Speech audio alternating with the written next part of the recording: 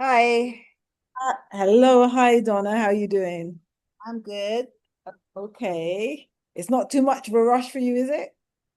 No, I got home Okay. and yeah, I got home at decent time today. Okay, good, good, good. That wasn't bad. All right, just hang on for Joanne is there. Great. Hold up, I'm switching to headphones. Okay. Can you hear me now?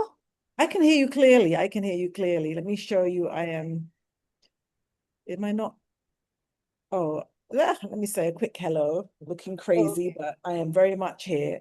Um, all right, let me just, hi, evening, everyone. Hey, Okay. Good, good. Just give me a sec to bring up my. Why is it not? Oh, okay. Hmm. Okay. All right. I know I was pushing for a lot of reading in a very short amount of time, but Mm-hmm. I don't know if you got a chance to look at the end of the slides that we would have left on Saturday. If you didn't, it's not the end of the world. What I would like to discuss now, because I'm hoping that you've looked at the papers, Dogs as a Gateway to the Good Life, and how does reading fiction support adolescents' well-being? You all got a chance to peek at those? Yeah? Yeah. Okay, Yes, I great. did. Great. All right, so that's what we're going to discuss. Okay. So I like to turn my camera on for the first bit so you see that I really am here and it's not AI. But you can turn off your cameras so we protect the bandwidth and Right. Okay. um and we'll get going. Okay. Okay, so which one should we look at first? Hold up. No I, preferences? I was looking at the other one again. Oh, you look Um, at the one that you sent out, I saw that. Oh yeah, and right now the one I have up is the one about the dogs, I think. on the one on dogs. All right, we'll start with the dogs. That's fine.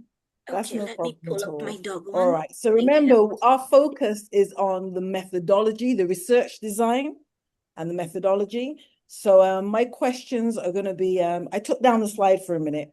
Um, where is it? Where is the slide gone now? So my first question is, what is the research question of the Dogs as a Gateway to the Good Life paper?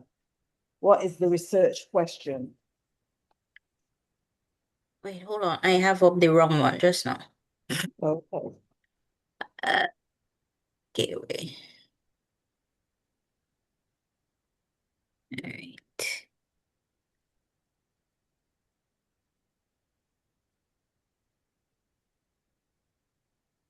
I highlighted something. What did I highlight? And don't forget, the question might not actually be worded as a question in the introduction. It might be phrased differently, but it's normally towards the end of the introduction section of a research paper. The entire end, because I have somewhere highlighted. Oh, I have this as the purpose of the study. I don't know. Okay, let's hear it. The last part below potential mechanics. I have highlighted the complexity may mask potential underpinning that. No, that doesn't sound. Okay, all right. So let me help you. On page 20, where it says context for the present study. Hold on. 20. Yes, okay, so that's highlighted. The study intends to add to existing research. That's what you're Yeah, asking keep for? going. Yeah, keep going. Uh-huh. Okay.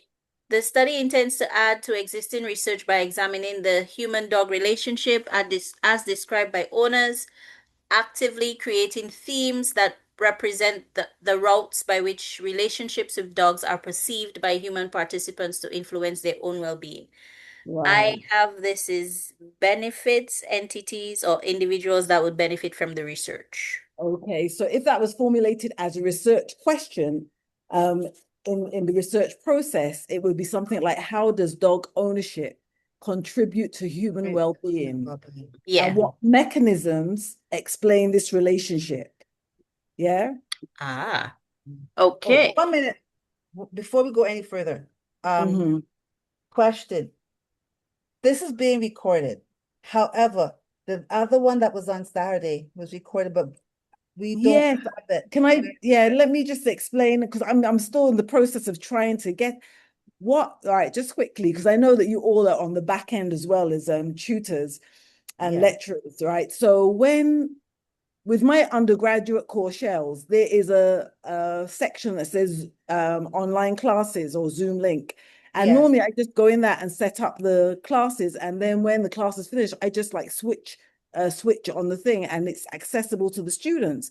But I don't Right. see one on the course shell It's for not this there. course. So I was meant to ask Dr. Jules today, how do I do it for this course? How do I get the recordings up? Because Okay. I'm not sure, but I'll have Because it sorted out by this. even on Yeah, you go on. have on the shell the Zoom link for today. Yes. There that does not work. We Oh, it have doesn't? no, at least it didn't work for Okay. me. I have to go find the The email email. that Okay, you I sent out. apologize about that. But as I said to you, that's what I was looking for, that Zoom link set up that I could just have you all click the online. Do you know what I'm Right. talking about, right? Yes, Yes, yes. yes, Yeah, yeah, yes. And yeah. then We you have to can do just that. click it to make it accessible. Just edit Right. or So, enable Okay. or something like that. right. Yeah. So that's what I have to try and get up. And I will get it up this week definitely, but I just, Okay. I thought it would be there and I just have to add to Right. it. Okay. Okay. All right. So definitely I will work on that. Definitely. But I'm sorry, but now you can continue. Right. It's no problem. It's no problem. So there was something else that I was gonna ask in reference to the research question, and now it's gone from my head. Sorry. So I was telling you in terms of articulating as a research question, the question that they probably used to guide their research was how does dog ownership contribute to human well-being and what mechanisms explain this relationship? And the reason, because if you look at that on page 20, under context for the present study, they do say this study intends to add to existing by examining the human-dog relationship as described by owners, right? Actively Right. creating.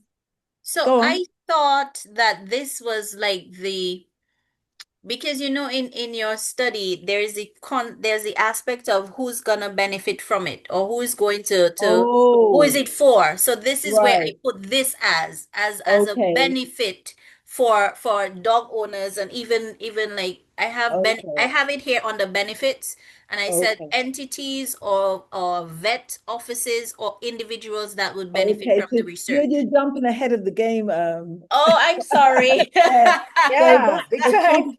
the cost and benefits speak more so to the ethics of the research design, Oh, right? okay, Because you okay. obviously don't want to be putting anybody under any, you know, distress or inconvenience in terms of Right. when you're collecting your data. So that's when you articulate the cost and benefits. So that's on Oh, your right.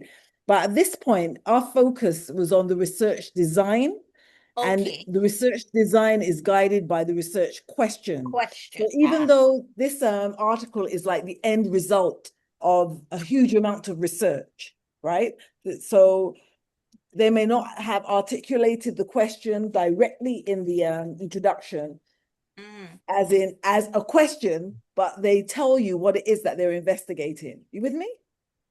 yes. Right. Okay. Oh, So, okay. So I need to reframe my thoughts because I didn't think of it as a question, but as a benefit to people reading the oh, paper. okay. So I need Right. to, When you first started, you said the purpose of the study. Even that's correct language, right? So the okay. purpose, why are we even doing this study? And this Yeah. this starts to tell you, the research question starts to tell you what we're interested in looking at. But then Mm, the lit review or the introduction is building out why is this why is this of any significance? What's the purpose of okay. it? And that's when you come into the who benefits from this type of study. Okay. Mm, okay. So the researchers here are really just aiming to understand how owner dog may support a good life, as they call it, including they're looking at effects on things like emotional well-being, social connection, daily routines and purpose, physical activity. Yeah? Mm-hmm. Okay. So then the next question that I had in the slide is what is the methodological approach? Um, The methodological approach would be the phenomenological approach and the But and interviews. all right, so That's slow it me. down before you even get there. Just let's start very basic. Is it quantitative? Oh, it's qualitative. Right. Qualitative. So it's using a qualitative research approach. If you look at the title, it doesn't have qualitative in the title anywhere. All right. No. But it does say using thematic analysis. So All once right. you hear that, you know it's qualitative. You know, it's qualitative. All right. It's using thematic analysis. So the study is using qualitative methods to explore adolescents' personal experiences and sorry, what am I on about? I think you must have stepped into the section. I'm looking at the wrong paper. I have the dog paper in my hand. Right. What am I doing? You stepped into the fiction. Sorry. No, I am, yeah, just bear with me. Rushed in Yeah. too quickly. Yeah, sorry. So yes, I'm still saying the right thing though. It's Yeah. qualitative. We're Right. using thematic analysis.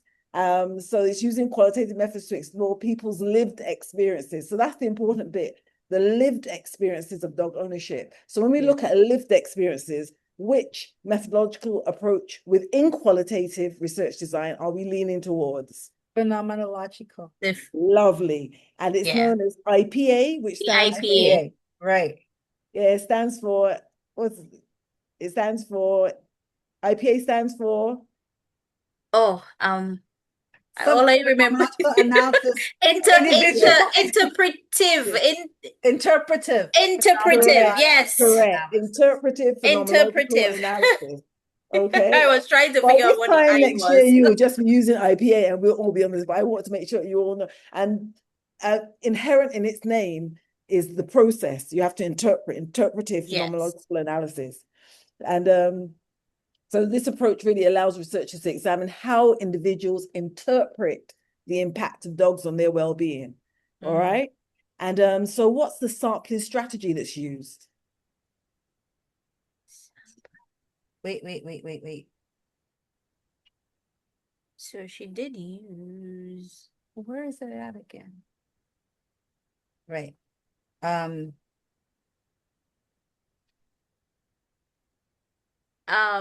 I think is it's the purposeful one, purposive, Yeah, Purposes, yeah, yes. purposive, purposive, right. right? So does it actually say purposive in the document? No, it does They were not. recruited at But the yes, you get that because purposive sampling has to do with people that have had the similar or they have shared experiences or knowledge of what you're doing. I think that's what I Okay. remember.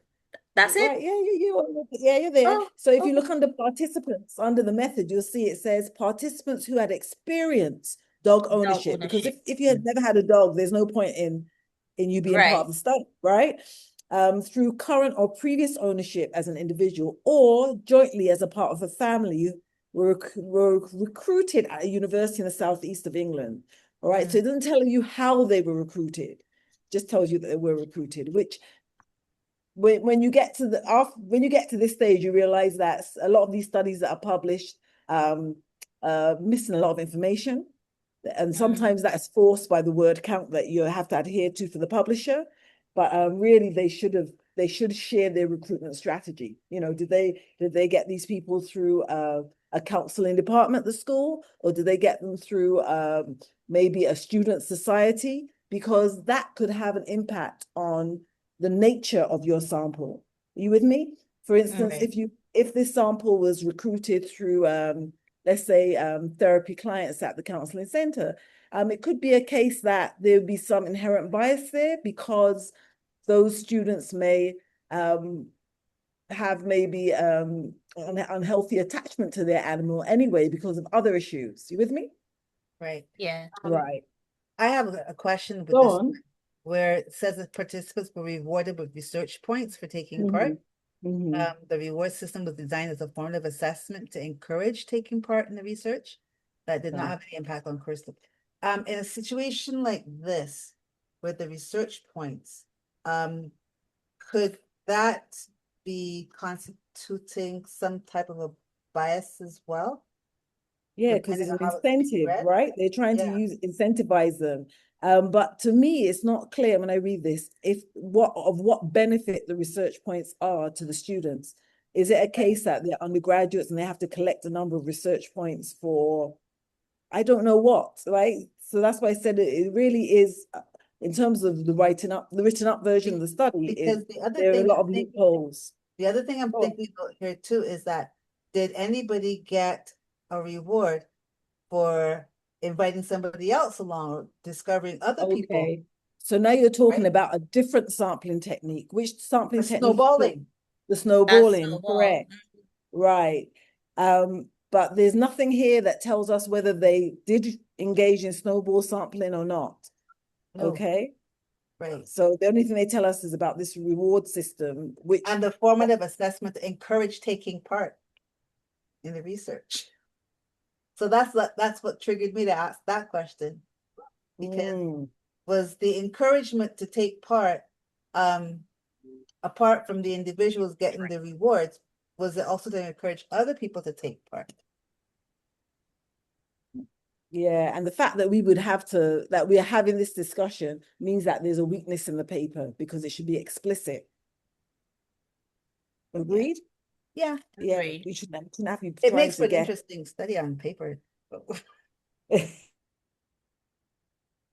yeah, it's questionable. As what do, Mhm. it suggests then, if they say informative assessment, it suggests that hmm, that there is some kind of benefit to their learning in some way. So Yeah. it's not enough though, it really isn't. All right, but you're quite right in that it's purposive sampling. Um, the participants were dog owners and they were selected because they had that direct experience with the phenomena that's being studied, right? And the researchers aim to include participants who could provide rich descriptions of the well-being effects of dog ownership, all right? So then the next question is, what is the data collection method? Individual semi-structured interviews. A bit louder, Donna. Sorry, I have my Oh, fan sorry. going. Go on. Individual semi-structured interviews. Correct. Used. Yeah, Yeah. Just let's qualify that a bit though. In-depth semi-structured interviews with these dog owners. Okay. right. And what were the interviews exploring it? They were exploring the experiences that where they talked about their dog experiences. Mm-hmm. The thoughts and feelings of the participants pertaining to their dogs, Okay, so the regarding their relationships, companions, right? relationship. Good And relationships that they have with their and, dogs. Go and they on. checked some of the mechanisms, like um whether or not the dog's helping to relax, or how did the greeting the dog make you feel, how the greeting Right, the dog make you feel, right. so So those the kind of emotional and social impacts of dog ownership. Mhm. Okay, as well as the daily activities involving their dogs, yeah, and Yeah, the perceived benefits or challenges of being a dog owner, right? right. So all of those things were being explored in the interview. Another thing that makes me upset about this paper, if you look under data collection, where they give you a sample of the interview schedule, right? They say the full interview schedule is provided in the appendix, Mm-hmm. right? It's not And pirated. which did you see it? Because I didn't see it. I didn't see it. Right. I thought I So missed something because I was looking yeah. for it, but I So didn't. I thought it was right. embedded in something else in the paper. Well, I don't see it embedded in anything else in the paper. So not in its complete form in terms of, you can pick up from Right. the findings, but still the questions that they have here, how does greeting your dog make you feel? What aspect of relationship with your dog do you most enjoy? And then it has, does your dog ever affect how you relax? Now that's poor English because it's affect. Mm. Yeah. Mm, Are we right. agreeing Yeah. on that or not? Yes. All right, Yeah, because we we're agree talking on about that. We agree on emotion. that. Okay. So just like little things like that, considering that these are peer-reviewed papers, when you see little things like that, it kind of puts you off a little bit. All right. And It this might one passed seem the tiny, IRB? but the IRB is only responsible for approving the research design. They may Okay. never have seen this level of detail. They should have Right. read the actual schedule, the interview schedule, but I wonder if they actually ever saw it, the fact that it's not attached to the appendix, as these people are implying. Right. Right. So it does make me question, how thorough is this really? But we know semi-structured interviews allow participants to share those detailed personal experiences while still focusing on well-being themes, right? Mhm. And then in terms of the analytic approach, right? The analytic approach, how was this analyzed? Go right back to the title. This is an easy question because I drew your attention to it already. So the analytic approach, how was it analyzed? What's the analytic approach? The thematic analysis? Correct. Yeah. Thematic analysis, yeah? Right. So that means that the researchers coded the participants' responses, they identified recurring patterns, and they developed themes that are explaining mechanisms linking dog ownership to well-being. Right. And some of those key themes included things like mechanisms, such as routine and responsibility, social facilitation, so meeting other people through dogs, like when they go for walks in the park and so forth, emotional support and companionship, and encouragement of physical activity. But I'm sharing those just by the way. The content of this paper is not really that important to us for the purpose of this course. We're just focusing on the methodology and the research design. Okay. Right. So how we pulled apart this one now, I want to look at the reading one. So did either of you read the reading one, or you didn't get a chance to? I only saw the abstract because I was focusing more on the thing we have for the homework. Okay, no problem, no problem. But we can, but if you read the abstract, you have an idea of the paper. Yeah. So what's the paper investigating? What's the lead research question let- that's let me guiding go- this Let's paper? go to that. I have notes on this. Yeah, what's the research question for the reading? How does reading fiction support adolescents' well-being? It's literally there. The research questions in the title. You see it? I'm trying to find the Have I paper lost you again. all? No, you're Oh, up sorry, I'm here. just trying to, because sorry. I have to be flipping, right? So Okay. It's Yeah, so the research question is part of the title. how does reading fiction support adolescents' well-being? Right, correct. And more specifically, it really explores how reading fiction contributes to 3 well-being outcomes. What were those outcomes? Because it sounds positive, like Joanne read it, so I'm hoping. positive affect, connection, and personal growth. Okay, and by positive affect, we mean enjoyment, relaxation, happiness. Yeah. When we look at connection, we're talking about empathy, feeling understood, relating maybe to the characters in the story and to others. And then personal growth, we're looking at self-reflection, identity development, learning about life, and so forth. All right, so let's look at the methodological approach now. What was the methodological approach? Hold on. Again, just stick with the obvious. Don't overthink it. TA? Pardon? TA? It's not. I'm going to do exactly what I did with the last one. It's not quantitative. It's a Qualitative. Qualitative. That's Oh, right. so And I keep that's thinking, what you're asking. Okay. yeah. Yeah. I wasn't saying TA, yeah, TA, right? No, the methodological approach. Very good. All right. Methodological, okay. All right. So we're exploring in this paper adolescents' personal experiences and perceptions of reading fiction. So we're using qualitative methods. All right. Mhm. And this approach allows the researchers to really understand how young people interpret and describe the well-being benefits of reading, rather than, if it was quantitative, measuring it numerically. All right. What was the sampling strategy? What was the sampling strategy used in this study? Again, adolescents were recruited, so it's purposeful. Purposive. Purposive. Purposive. Yeah, Yes. purposive sampling. Okay. So they were recruited from where? secondary schools in the secondary UK. schools. Okay, good. And why were they selected? Those that recruited, why were they selected?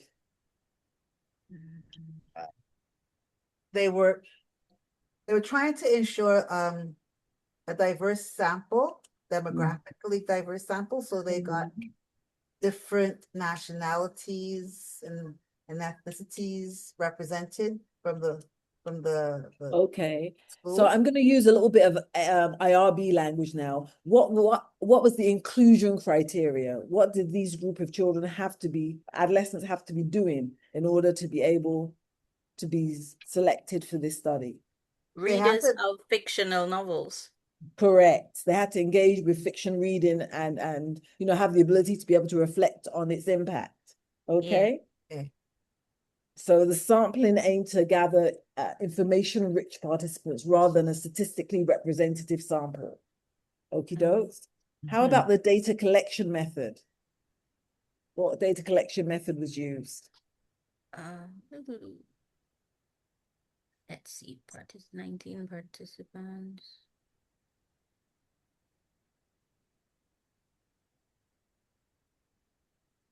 Data collection method, designed to ensure interviews, because it spoke about interviews. Yeah, interviews. Do they specify what type of interviews?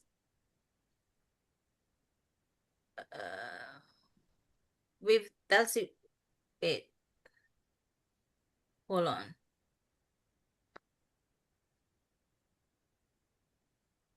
English, because that's what you're asking, because there are a bunch of different language speaking people. Yes, but it yes, didn't. But no, I was also asking if they were, but they're semi-structured interviews. Although I'm not seeing, I thought I had It's them not highlighted. explicit there, They but were interviewed online. Yeah, and during school time. Mhm. Conversational about reading and develop rapport. Yeah. They do have a link for where you can find the schedule, the interview schedule. So they Yeah. haven't talked about having it in the appendix, but they do have a link.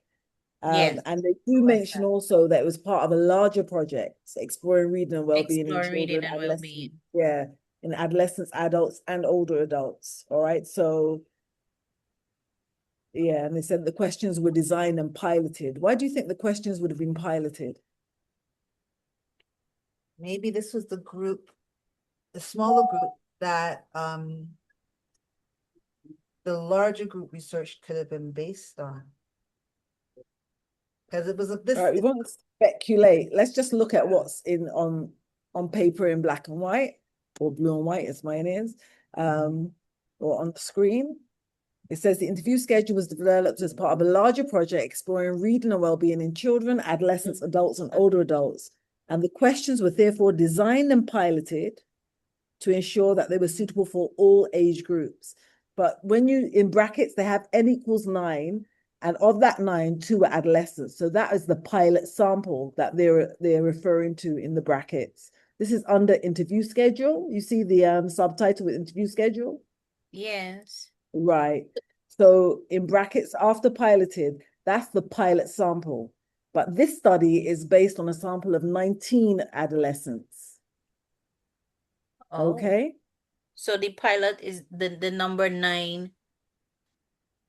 2 adolescents did this one. Yeah, 2 adolescents did the pilot that would have brought the researchers to a point to know that the questions can be understood by the range of age groups and are getting the kind of responses that they can work with. Okay. Okay. So, and those, they wanted questions that would allow students to describe their reading habits, discuss emotional experiences while reading, and explain how fiction relates to their lives and well-being.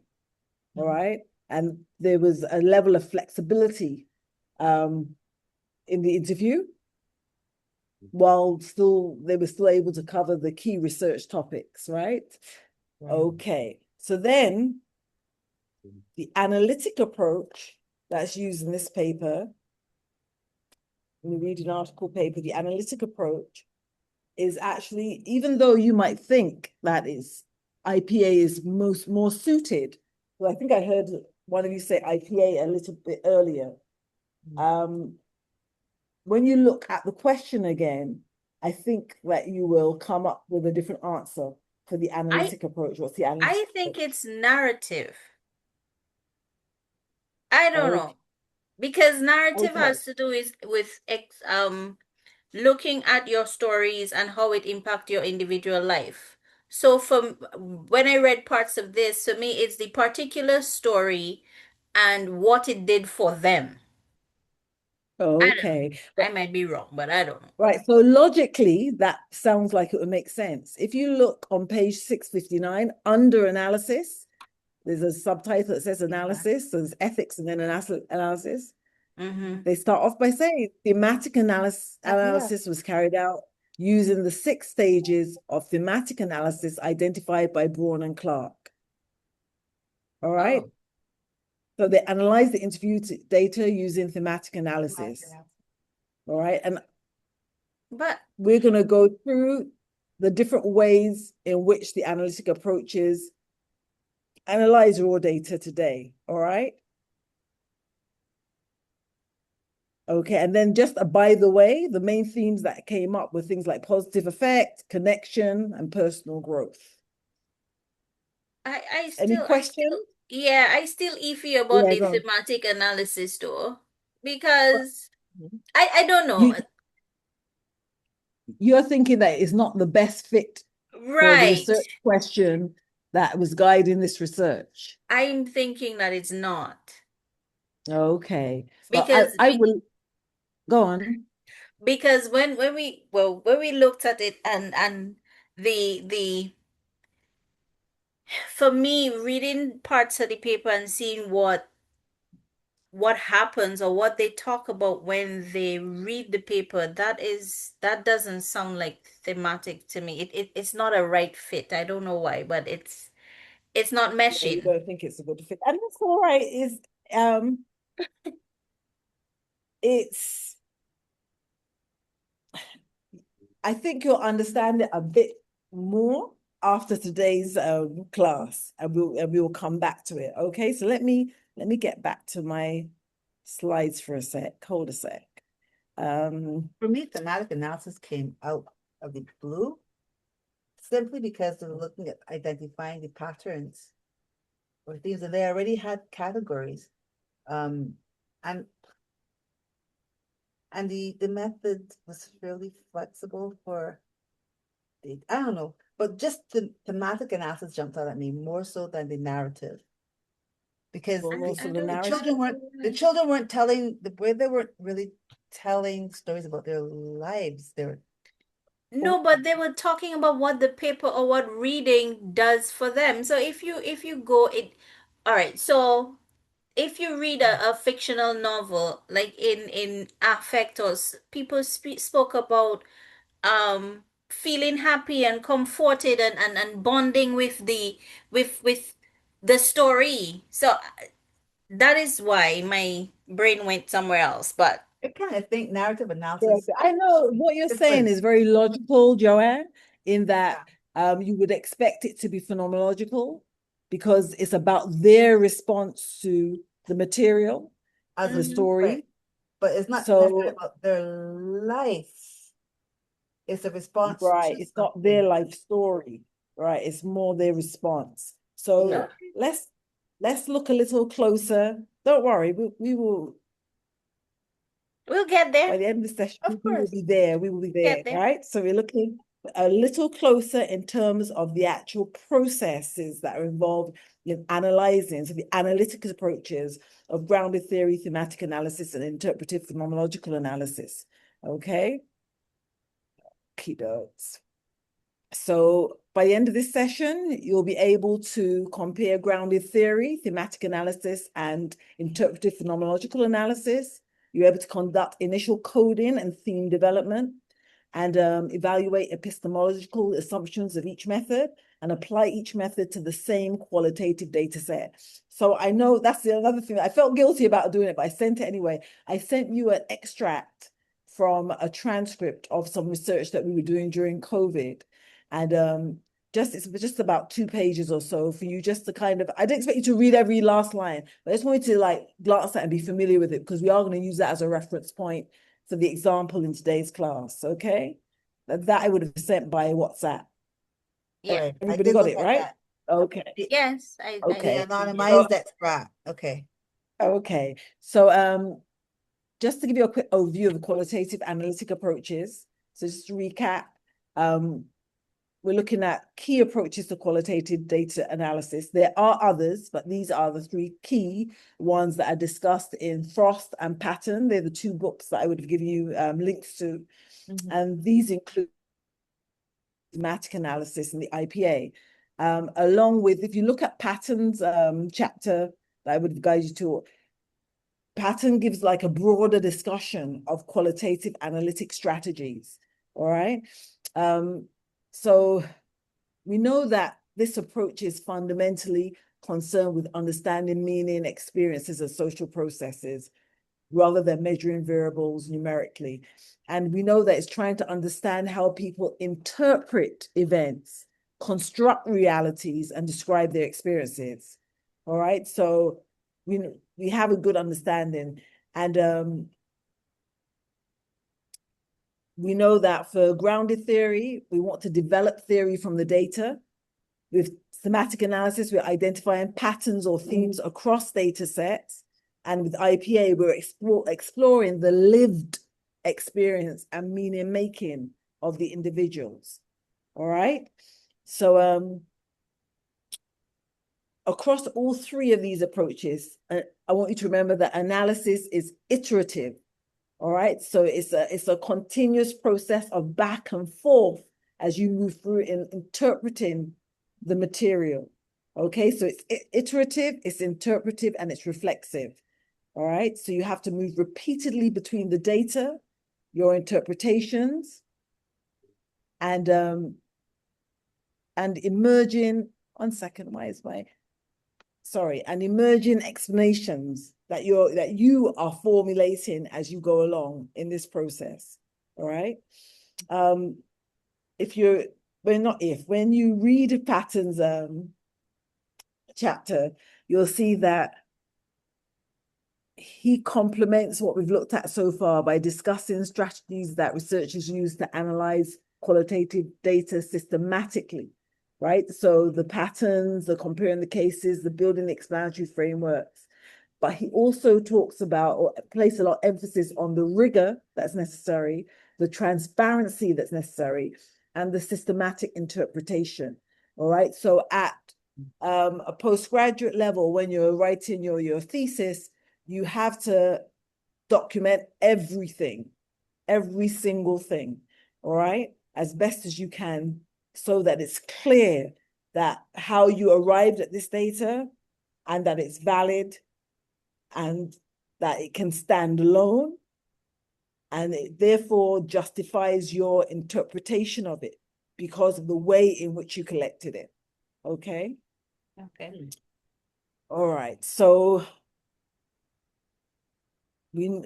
so grounded theory, we're developing new theory, grounded directly in the empirical data. So that's the data that you've collected. So rather than starting with a hypothesis, as you would with quantitative methodology, you are actually allowing the theoretical insights to emerge through systematic analysis. All right. And it's particularly useful when we want to understand social processes. For example, I think I used example like what I used last time, something like imagine a study examining how first-generation university students adjust to academic life. Right, you might want to conduct interviews with students and begin analyzing transcripts through what we call open coding, which involves identifying key concepts within the data. And we're going to look closer at that process. Right, so you have your open coding first of all. So a participant might say something like, at first I felt completely lost because my parents had no idea how university worked. Right, if you had transcript raw data that said that, at first I felt completely lost because my parents had no idea how university worked. What could this be coded as? The first step, open coded. What could we code that as? And you know what I mean by coding? You're describing what is being conveyed by what the participant has said. At first they were doing what? They were At completely first, I felt completely lost because my parents had no idea how university worked. Right. Some kind of self-doubt. Felt completely lost, feeling of overwhelm. Were those Yeah. using coding? Felt completely lost. It does imply that if they feel or they believe that if their parents had some idea about university, that they would have been exposure, more something to do with prepared. They had exposure. no guidance. Yeah. You're right. So I think maybe something like feeling academically unprepared. Unprepared Yeah. or Yeah, lack of exposure, necessary or academic exposure or something like that. yeah, but you want to put yourself in the place of the participant. Okay. Right. Okay, so rather than just be looking at it, at what they're saying, looking at what it means in a way. So at first I felt completely lost. And the reason they felt lost was because their parents had no idea. So normally their parents prepares them for transitions in their life. Mm-hmm. So that means that they felt unprepared. So maybe something like feeling academically unprepared, or it could be something like lack of family guidance, maybe. Lack of family guidance. But this is part of the process, and exactly what we're doing is what you have to go through in order to arrive at the best fit. Okay. Right. So during analysis, the researcher constantly compares these codes across interviews. All right. So let's say that you've come up with, let's say you choose lack of family guidance. Then you read another person's paper to see if you're finding that same thread, that same, might not be the exact same phrasing, but maybe phrasing that implies lack of family guidance. Okay, so you're constantly comparing these codes across interviews, and this is what we call constant comparison here. All right, comparing incidents, codes, and categories across interviews. Now, as more data are analyzed, related codes may form broader categories, all right, such as navigating unfamiliar academic systems or seeking peer support. You all mentioned self-doubt, right? Something like developing academic confidence. So eventually, the researcher identifies a core category that explains the social process. So, for example, learning to become an independent academic actor. Yeah. So the final outcome is what is a conceptual model or theory explaining how first generation students adapt to university life. So grounded theory therefore moves from data to codes to categories and then on to theoretical explanation. Right. All right. So I'm gonna take you through when we actually look at the paper, we'll go through this in more detail. Going on to thematic analysis now and IPA, interpretive phenomenological analysis. Now, thematic analysis is one of the most widely used qualitative analytic approaches. And the reason that is because it's flexible and accessible. I think Joanne picked up on, even with the fact that both of these papers are using thematic analysis, even though you could make an argument for IPA for either of them, really, yeah. But because thematic analysis is so easy to understand, and Braun and Clark did a good job at communicating how to use it, you'll find that it does tend to be used a lot within qualitative research. So its goal is to identify patterns or themes across a data set.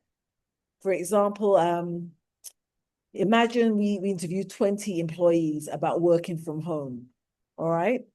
Now, during familiarization, that's when you get your transcripts and you read them again and again until you become very familiar with them.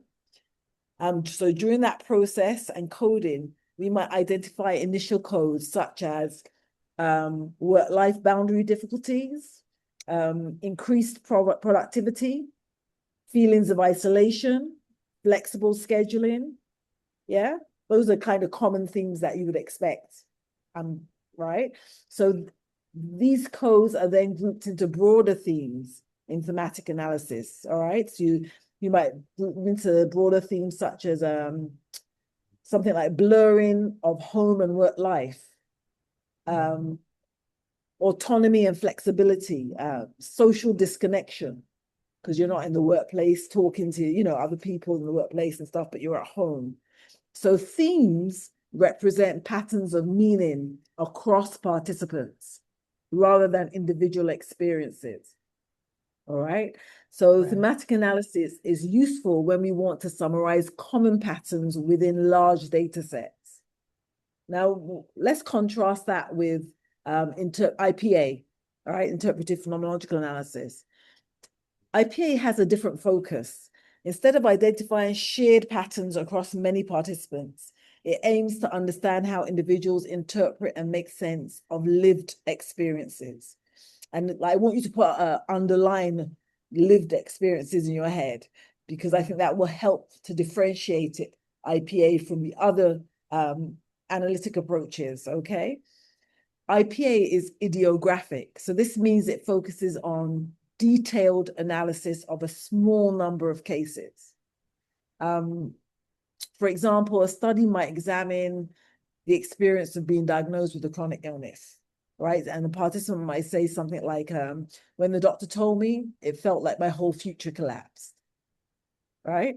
So the researcher then explores the meaning of this experience, perhaps interpreting themes such as loss of identity, fear of the future, reconstructing personal meaning. So IPA involves what is known as, what we call it, the double hermeneutic, right? So you're seeing it here. And what this means is that the participant interprets their own experience and the researcher interprets the participant's interpretation. Okay, so you as the participant interpret what you mean by saying something like my future has disappeared or my future has collapsed. You interpret that. You share with the interviewer what that means to you. And then the researcher interprets that response. Is that clear to you, or does that make the water murkier? Let me see if I understand both of them. Okay. All right. Using the same example of persons working from home. So in the thematic analysis, let's say that 15 people interviewed. Yeah. And the 15 people will all basically say or have similar types of codes.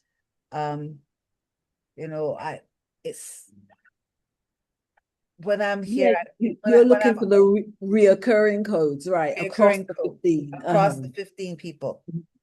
And then you group those into themes. Right. The IPA, you might still interview 15 people, but what you're trying to get from the 15 people or try to understand is how they interpret what would have been their code, for example. So both people might talk about feeling being isolated. Yeah. As a code.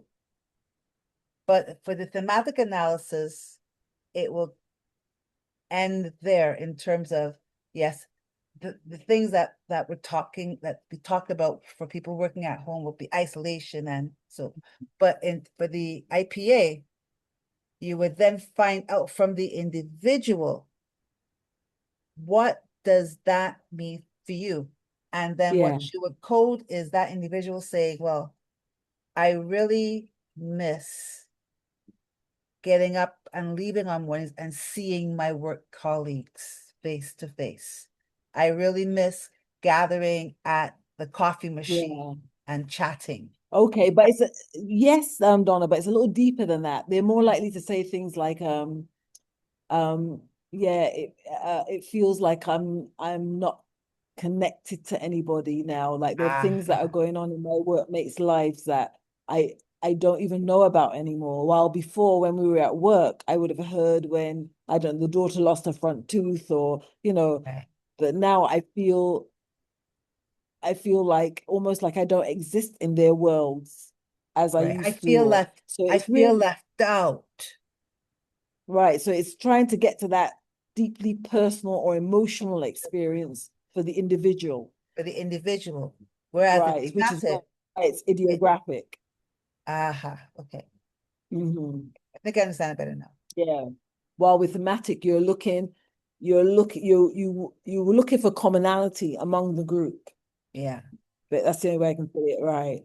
right. So with IPA now, you're trying to dig deeper to find out, what does that mean for you? So the example that I used was, you felt like your whole future's collapsed or disappeared. What does that, when you say that, what does that really mean? Right. Yeah. Does that mean that if it was easy for you to end your life, you'd end your life tomorrow then? Or does it mean that, so you have to get them to articulate what it means to them. Right. Okay. Although in both Okay. groups, you would have had that saying, I feel like my whole life has disappeared. Yeah. But in thematic, you would just stop there and say, out of the 15 people, 10 people expressed that sentiment. But with the IPA, Well, I'm trying to right. But with the understand, IPA, with the yeah, IPA, but with the IPA, you're reporting from their perspective. from their You're perspective. interpreting their interpretation. You're interpreting their Right. interpretation. Okay. Right. Got it. Okay. So if you read, not if, you have to read Patton's chapter, you'll see Yeah. that Patton's work focuses less on specific methodologies and more on strategies for analyzing qualitative data rigorously. So you'll find that he emphasizes that qualitative analysis involves transforming large amounts of raw data into meaningful findings. So one key approach is inductive analysis. And this is where patterns and themes emerge directly from the data. Okay. So for example, if we interview community health workers about vaccination campaigns, they may discover recurring issues such as community mistrust, communication barriers, resource limitations. But these patterns emerge without imposing a predefined work framework.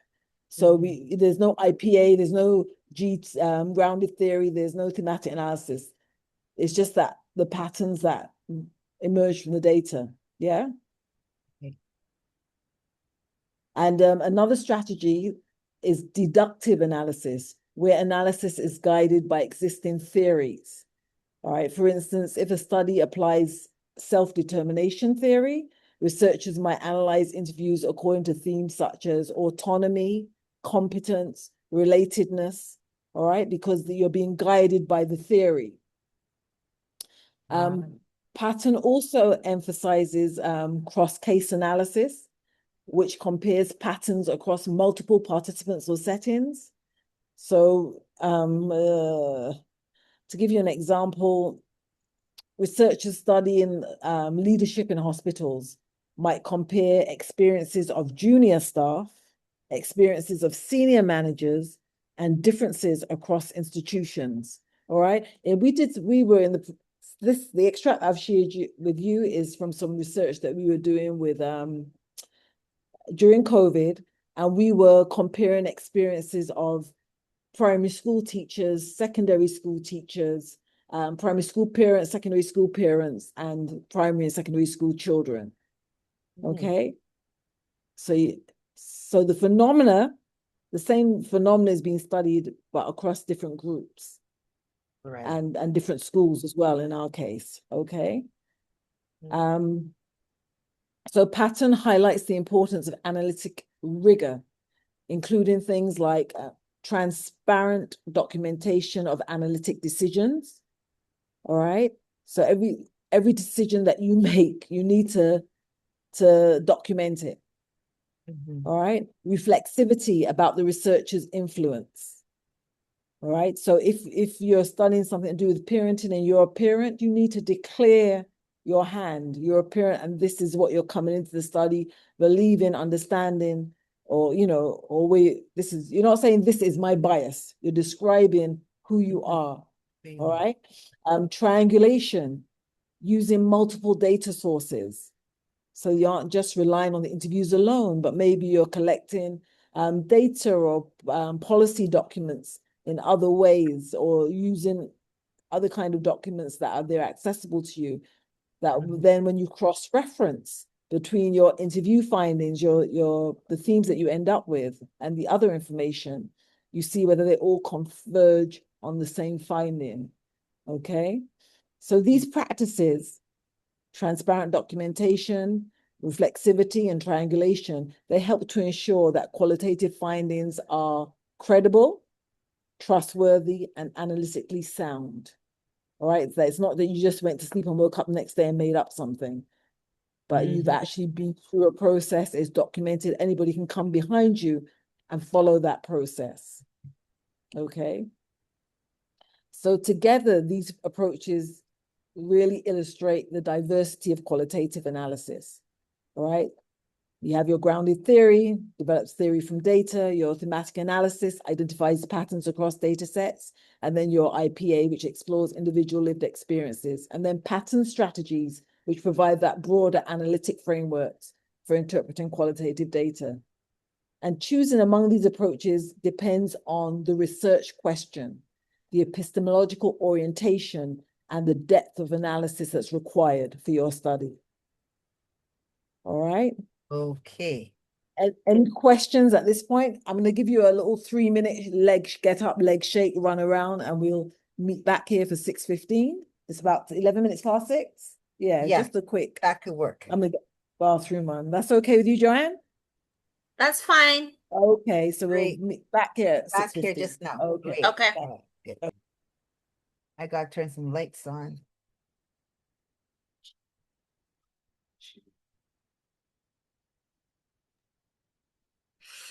All right, I need to read this thing over and over again.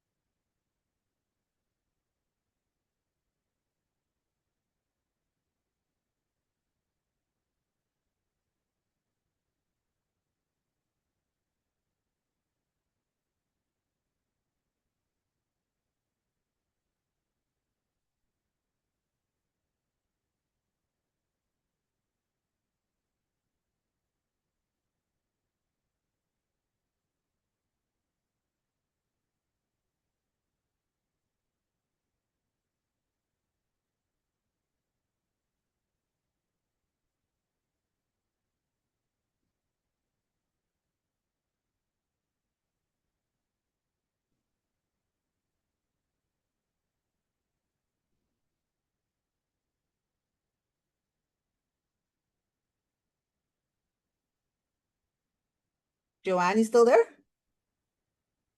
Yeah, I'm here. Hi. I'm gonna really have to sit down and listen to these recordings Yep. a couple of times, because it makes no sense me trying to take notes. Yeah, no, I stopped. I'm just following. Yeah, I mean, it's starting to make sense now. I think I have an idea of the type of design I'm going to be using right off the bat right now. I like that IPA. I like IPA too. I'm leaning towards it so wholeheartedly. Yeah, I'm really liking IPA. But at the same time, the thematic analysis also looks very interesting. That's going to be my dilemma to choose the best one. Either thematic or IPA. IPA, Yeah. and the thing is, what we're doing can carry both of them. It's just we have to determine exactly what we are going to be trying to understand with the research. Yes. Because one of my biases is that because I know a lot about what I've seen, Mm-hmm. I I hope I don't tailor my investigation to find out stuff that I already know, which is, Mm, that's a problem right there. But yes, I'm looking forward to I want this exam over with so that I can stop worrying about it and then get on, right? But agreed. I tell you, Agreed. it got me nervous. I totally agree 100% because I hear just they're racking my brain and trying to, I don't know, I try not to panic. Not yet. My thing is even like during the day with my job, I'm dealing with things where I wish I could just sit down and I want to check out on this, I want to check that, I want to check this. And it's crazy because I'm trying in my head, everybody that I'm seeing now, parents and Mhm, children and teachers, mhm. I'm trying to I'm fit them back. into these categories. That is the problem. That is the same thing happening. And I'm trying Okay. to figure out, like in my session today, I'm trying to figure out, okay, if I had to do a study on you, where would you fit? How No, am I going to? And I'm like, oh, Jesus, Lord, don't do that I because, know. I tell you, this is very interesting. Okay, I'm back. I'm back. I'm Hey, back. Donna. I'm back. oh, All hi. right. Okay, so I should have shown you this slide before I got up and stretched this old knee of mine. But anyway, because I like this because it compares the key qualitative analytical approaches, so you can see them all at a glance, Right. and the difference between them. But something that I want to stress, like to me, the most important kind of line to look at is this one. The approach that you use should be guided by your question, okay, your research question. How Ah, does the social process occur, that's right? grounding theory. Mhm. Grounded theory. What patterns exist across participants? Your thematic analysis. How do individuals make sense of experiences? I should Yeah. have put lived Lived experience. experiences. Yes. Right. Yeah. So I think that's the most important takeaway from this slide. If I were, kind of to, and yes, when you're doing postgraduate work, yes, you may have more than one question for your research. But Mhm. at this stage, when you're learning, I think it's important to formulate one really strong research question and understand how it feeds in to your analytic approach and so forth well before you start doing the sub questions. Okay, Right. but that's just my personal thing. I mean, it's but I think that's a good way to approach it. All Right. right. So you see the key analytic approaches that we're going to look at, processes, oh Lord, that we're going to look at now. With grounded theory, it's constant comparison with the data itself, theoretical sampling and coding stages, because you are developing theory, right? While with thematic analysis, it's from coding to theme development, which you can clearly see why it's so popular. And then with IPA, it's the ideographic analysis and interpretation. All right. So your role in each of these, you're a theory builder. If you're doing grounded theory, you're a pattern interpreter if you're doing thematic analysis, and you're an interpretive co-constructor of meaning if you're doing IPA, which means that the way that you interview is critical if you're using IPA, because you have to make sure that you have the sub questions, the probes, so that you're able to dig deeper in the present time, the here and now of the interview, not afterwards when you're really thinking, oh gosh, but what does she really mean by that? Because you're not going to be going back and forth Mm. to the participant, right? So, I mean, interview skills are important in all three, but I'm just stressing that here, you just really want to make sure that you get everything. And the typical output is that if you're doing grounded theory, you end up with a conceptual model or a theory. With thematic analysis, you end up with a thematic framework. And with IPA, you end up with rich interpretive accounts of experience. Okay. But I'm going to put the slides up, and as I said, I'll try and get the recording to you so you can look at these in more Ah, detail. great. Okay. Yes. Ignore this slide. All right. So let me just ask a few questions before we jump into the coding process. IPA focuses on deep analysis of small samples, while thematic analysis often uses larger data sets, right? So what are the advantages and limitations in your view of each of these approaches?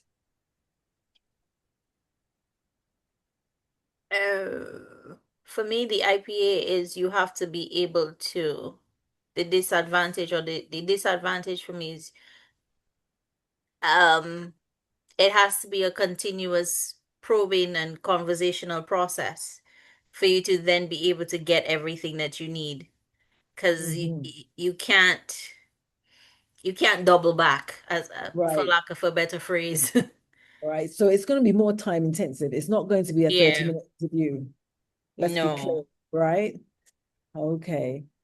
And the choice of whether you use thematic analysis or IPA, as I said, depends on your research objective, okay? So if the goal is to obtain deep insights into how individuals experience and interpret mental health challenges, for instance, then analyzing a small number of interviews using IPA may be more appropriate, all right? Because you're remembering that IPA prioritizes depth of interpretation and detailed exploration of lived experiences. However, if your goal is to understand common themes or patterns across the broader population, so you're analyzing a larger data set, then you want to use thematic analysis. That would be more suitable, okay? So if you want to identify recurring themes in workplace mental health experiences, for instance, you definitely use thematic analysis.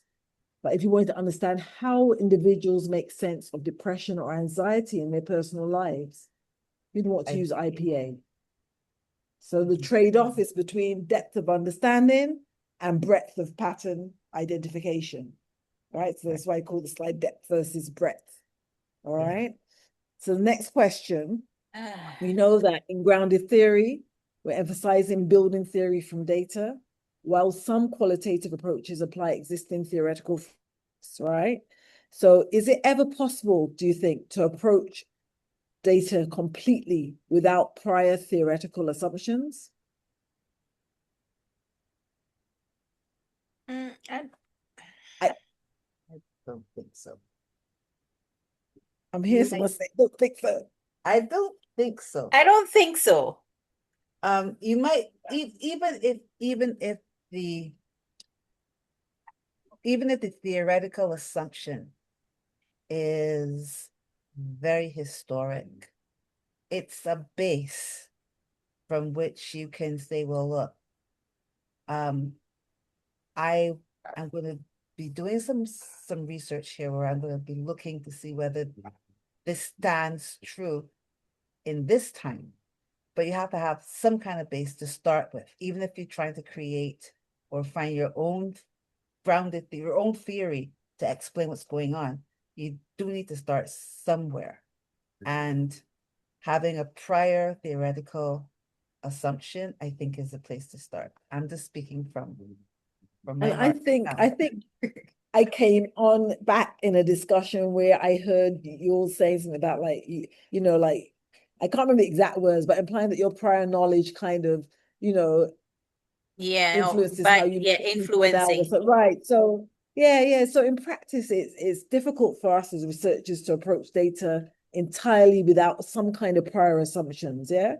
Inevitably, we will bring in you know, our background knowledge, our disciplinary perspectives, and our personal experiences through the research process. So I agree with you both. I think it's very difficult to. However, approaches such as grounded theory attempt to minimize the influence of pre-existing theories by encouraging researchers to allow concepts and categories to emerge from the data, right? But this doesn't mean that you don't have a lit review still. You still will come in, you will still inevitably have some kind of prior knowledge, right? So it is a push and pull kind of relationship when you're doing grounded theory. But of course, reflexivity is important. Remember reflexivity? And you can enhance that reflexivity by doing things like maintaining a reflexive journal as you go through the process.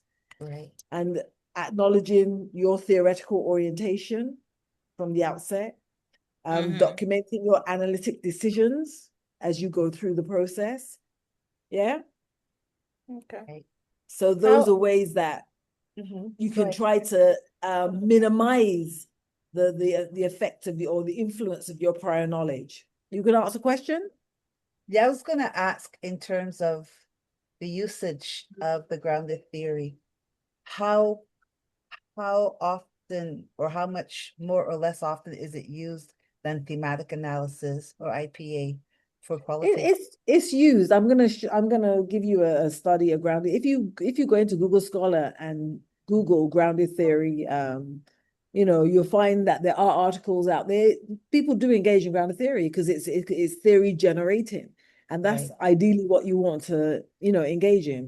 You right. want to generate theory. So but it's work.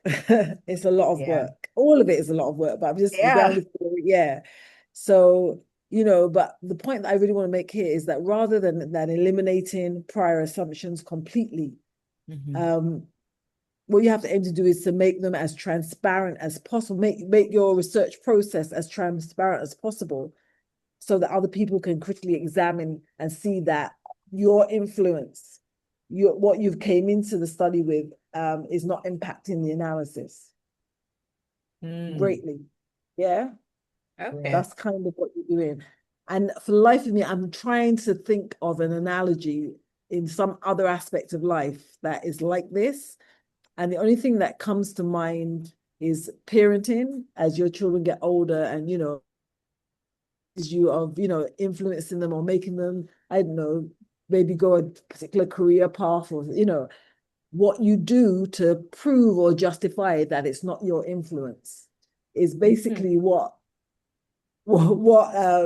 grounded theory researchers do, which is, like almost like keep a log of what you have been telling them and how you've guided them Right. to be able to justify that you have not been the influence that's directed them to becoming X, Y, or Z. Okay, it's And probably a poor whatever example. they say is from their own volition. Yes, and that the Okay. right. So the theory that I've ended up with is a result of the data analysis of the data that was there, not what I came into the study believing. Mm. Ah, Yeah. right. Yeah. Hmm. Okay. Now you just gone and confused me. Oh, have Okay. I? Have I? No, I Why? think Why I have I got it. confused you? Huh? I think How I I couldn't got go it. on, Joanne? Let me help you. Go on. No, I understand it, but it's a me problem. Me having to train my brain for Yeah, differently. It's a me problem. I'll get it. Don't worry. I'll get it. but all right. But let me try another. Let me try. I don't want to confuse you more, but let me try something. All right. So when a child is behaving a certain way, you try to understand it, right? Yes. Generally, when we try to understand and make sense of this behavior, we draw on our prior knowledge, the theories that we've been exposed to, or whatever, in order to explain this behavior, right? Yes. Grounded theory is flipping that. It's saying you just look at the behavior and you see what the behavior is telling you. Oh, you don't You infer anything. You analyze the don't. behavior Right. Ah, and you see what the behavior is telling you. That's that's that's really what it's doing. okay. Okay. Hmm. Okay. Oh dear. All right.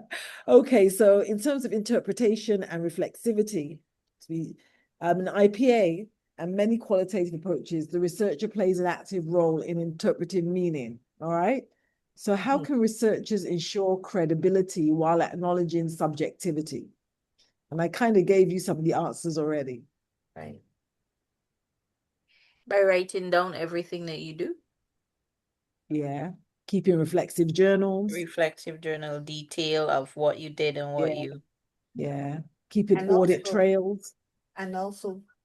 be really making sure that you are reporting what the participant has said, the meaning that the participant has given, as opposed to your interpretation of what the Yes. participant For I see. IPA, yes, most definitely. So even peer debriefing. So talking to each other, you, Joanne, talking to Donna, Donna talking to Joanne, saying, this is what I read this, read this, I read this, and this is how I interpret it. You know, it's, like, are you seeing this, or am I, so you Or have is to it is communicate. it that I'm seeing something that's not there? Yeah, Okay, I get it. yeah, I get it. right, right. So, you know, interpretation is unavoidable. Okay, so rather than eliminating subjectivity with qualitative research, we aim to ensure credibility and transparency in the analytic process. All right, so your reflexivity, you reflect on how your perspectives influence the interpretation. Audit trails, these are detailed documentation of your coding and analytic decisions.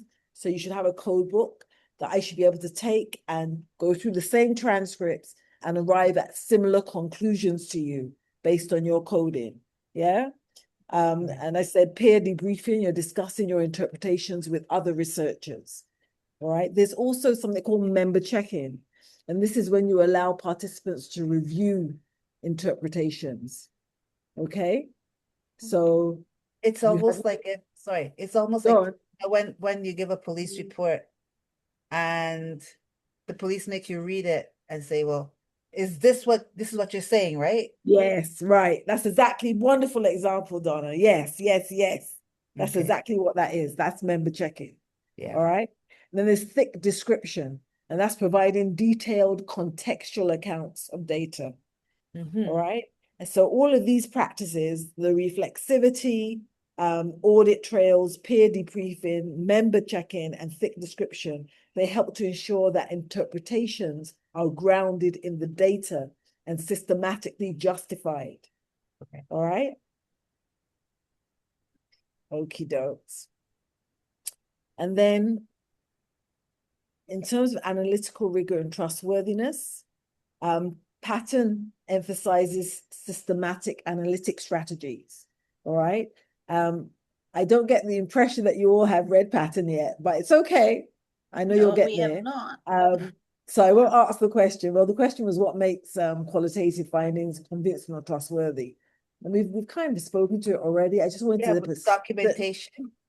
right, pad it out a little more in terms of triangulation is also important, Yeah. collected from different data sources.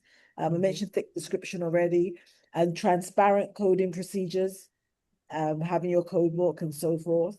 When we look at credibility, we want to really assure people that the findings are clearly grounded in the data, right? And the evidence is supported with participant quotations, right? And that's an important part of the reported format. So when you have a theme, you should have a couple of quotations from your participants that support that theme, right? Right. Transparency is the analytic process clearly documented. That's really what we're interested in there. So we're looking at your coded and theme development, and are they explained well? And then triangulation, I mentioned the multiple data sources, the methods that are used, the perspectives that are used to confirm findings, very important. And finally, the reflexivity, or acknowledging the researcher's role in shaping interpretation. Pattern emphasizes that qualitative rigor does not rely on statistical validity as it would do in quantitative research, but on systematic and transparent interpretation of data. Okay. Finally, ethical decisions of interpretation, dimensions of interpretation, right? So when we're analyzing participants' narratives, researchers interpret and represent others' experiences, all right? So my question was, what ethical responsibilities do researchers have when they're interpreting personal stories? And to only interpret what the participant has actually said. Don't add or take away anything from the stories. yeah, that is one of them. There are a number of ethical responsibilities. So you're quite right. Informed consent is there? Yes, of course, you have to get full consent beforehand. And also, so you're right in terms of you have to ensure that it's accurate and respectful representation of the participants' voices. So that involves avoiding any kind of distortion or selective interpretation of data. All right. When you mentioned consent, Joanne, I know that you are including that package, confidentiality and anonymity, right? Yeah. So maintaining that, if you that's what you've stated in your informed Yeah. consent, you have to maintain that, especially when you're reporting sensitive personal narratives. Okay. And you also have not giving incentive for participants to answer in a particular way. correct. Yes. You must not incentivize you. Well, you wouldn't get past the IRB anyway, if you're incentivizing them in any particular way. And also you should remain aware of the power dynamics that are involved in interpreting others' experiences. Participants' stories shouldn't be taken out of context or used in ways that could harm them. All right. And ethical qualitative research involves reflexivity. If you're not considering how your interpretations influence how participants' experiences are represented, then you're acting unethically, okay? So qualitative analysis involves both analytic responsibility and ethical sensitivity. All right. Mm. So I think by this point, you should recognize that qualitative research involves interpretation and rigor, as well as depth and breadth of analysis, researcher insight and transparency. And ultimately, the analytic method should always align with the research question, the philosophical orientation and purpose of the study. Okay.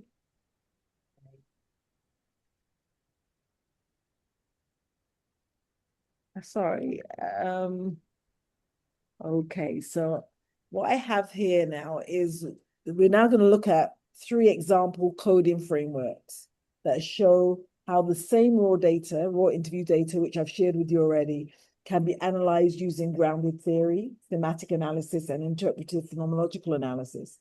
Now, each framework demonstrates the progression from raw data to initial codes to categories or themes and to a high-level interpretation, which helps you to see how qualitative analysis develops. All right.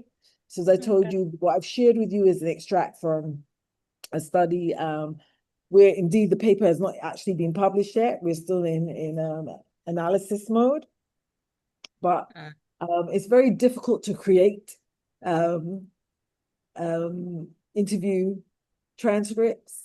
I did try doing it, but I thought this is my only the only way that I could get it done at the moment for you.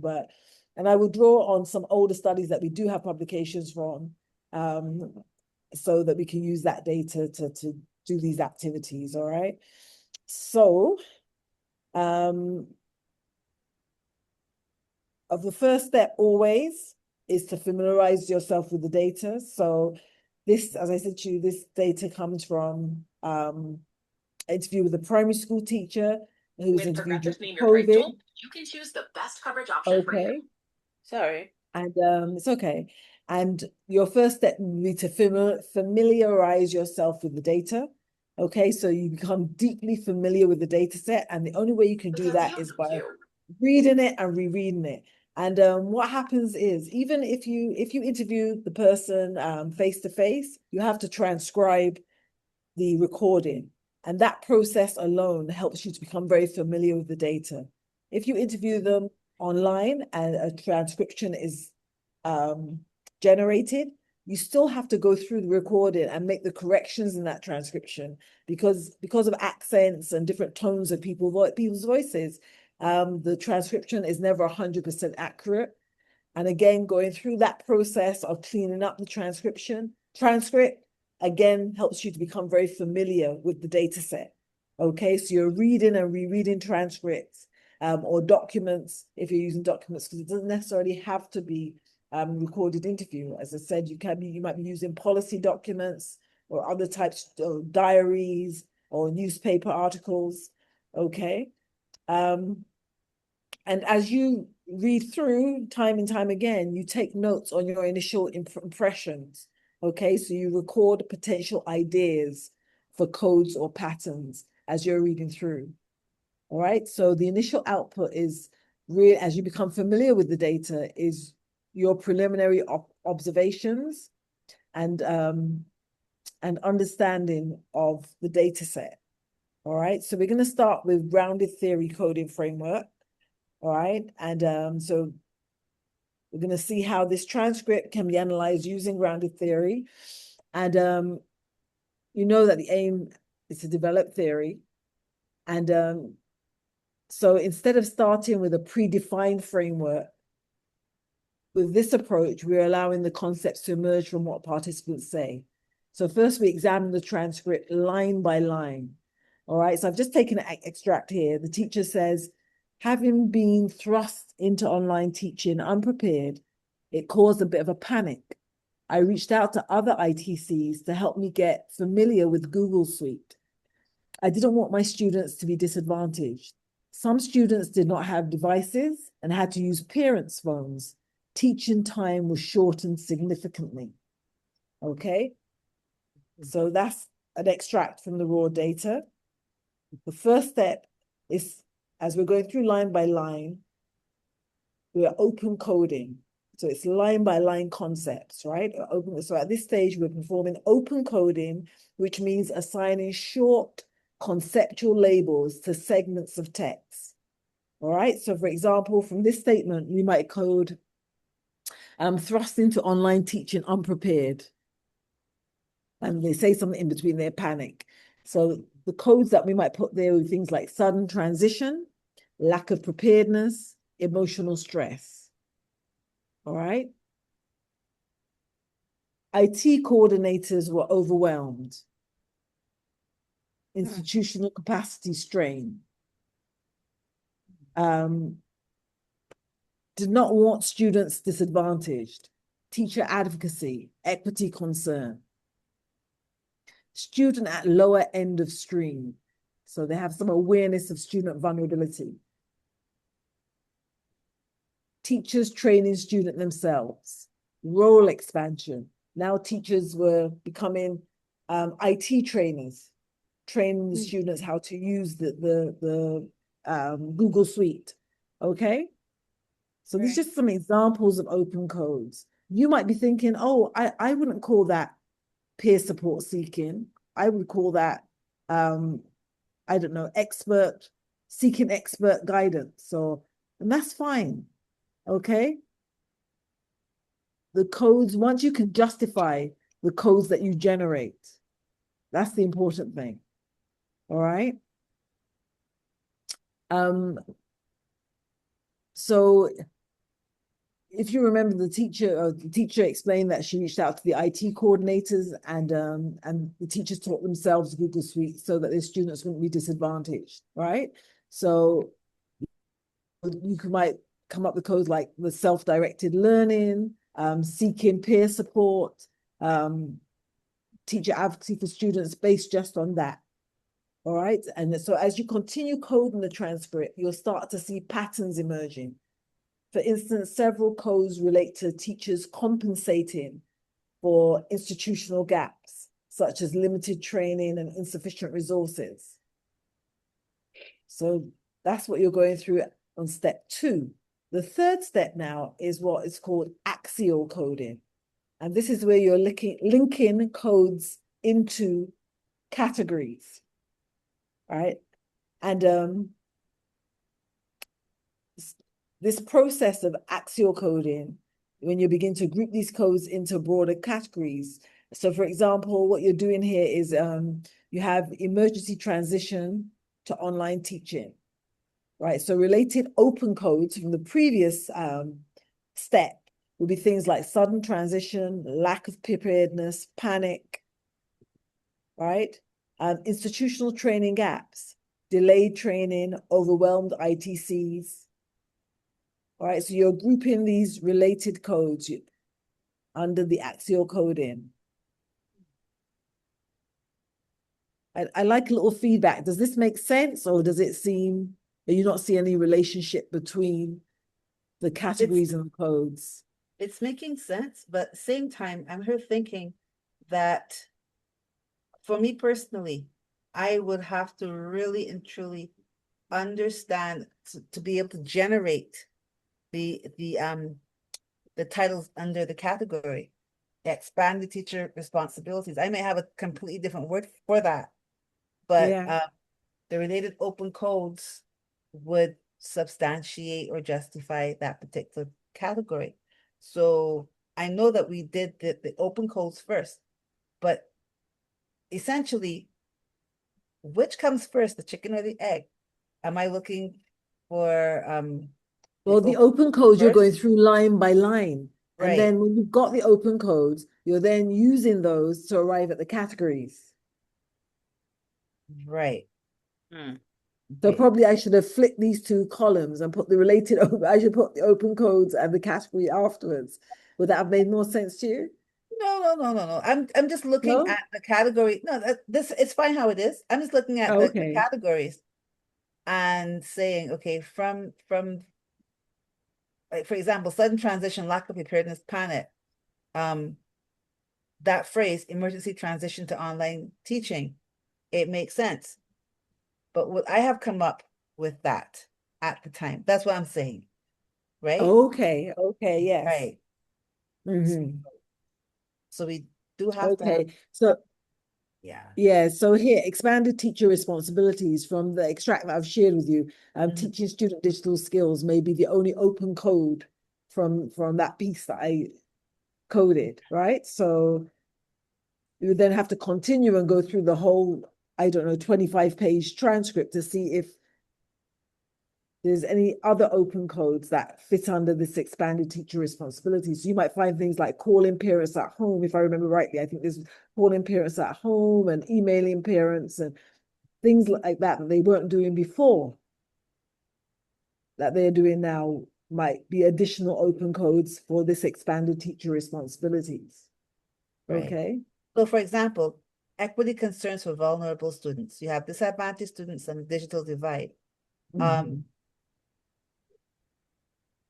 Couldn't curriculum pressure. And I'm just saying this as a thing, could curriculum pressure Yeah. go under equity concerns for vulnerable students? In that a person may interpret that as saying, well, it's difficult to meet the curriculum at this particular point in time for these students. So will something like curriculum pressure as an open code go under two different categories? Well, if it came out in the data in that way, if it's said in that way, then you can justify putting it there. Okay. Right? So whatever you do, there has to be a justification. Correct. Okay. Right. Yeah. Okay. So then the fourth step,